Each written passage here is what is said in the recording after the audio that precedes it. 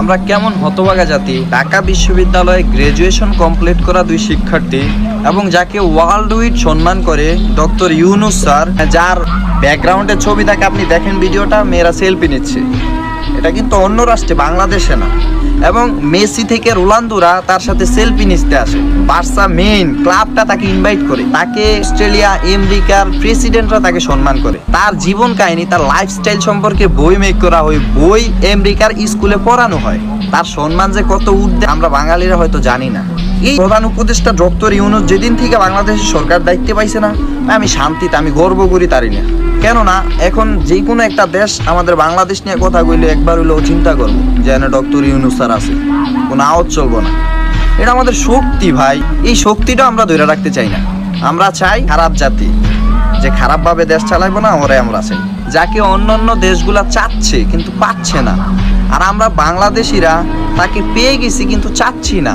আমরা কেমন হতভাগা, আমরা তাকে চাচ্ছি না। আমরা তাদের কি দোষ আছে এগুলা খুঁজে বের করতে চাচ্ছি। আমরা ঠিকই ওই ঢাকা বিশ্ববিদ্যালয়ে গ্রাজুয়েশন কমপ্লিট করা শিক্ষার্থীদের চাচ্ছি না।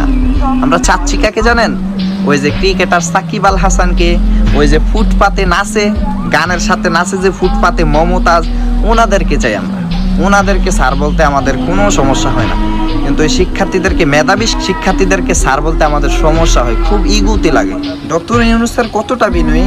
আমাদের সাবেক প্রধানমন্ত্রী যখন রাস্তা দিয়ে বের হইতো তখন কিন্তু 1 ঘন্টা আগের থেকে রাস্তা ক্লিয়ার রাখতে হইতো। এরকম প্রাইম মিনিস্টার ওনারা, মানুষদেরকে কষ্টে রাখা ওনারা রাস্তা ক্লিয়ার করে যাইতো। তো দেখেন ডক্টর ইউনুস স্যার, তিনি জ্যামে আটকায় আছেন, তিনি রুলস মানেন, শিক্ষিত মানুষ, কতটা বিনয়ী। আমরা তাকেও পছন্দ করি না। হ্যাঁ রে। এবং আরেকটা বিষয় আমি ফলো করছি, এই ঢাকা বিশ্ববিদ্যালয়ে যে 2জন শিক্ষার্থী উপদেষ্টা হয়েছেন, ওনাদেরকে নিয়ে অনেকেই সমালোচনা করতেছেন যে সবাই তো আন্দোলন করছে, ওনারা কেন উপদেষ্টা হইল, আরদের কি হবে? দেখেন ভাই, যারাই আন্দোলন করছে সবাইকে উপদেষ্টা দিয়ে দিব, সবাইকে পদে বসাইব, সবার অনুমতি সাপেক্ষে, আসিফের অনুমতি সাপেক্ষে, সবার অনুমতি সাপেক্ষেই তাদেরকে উপরে বসানো হয়েছে।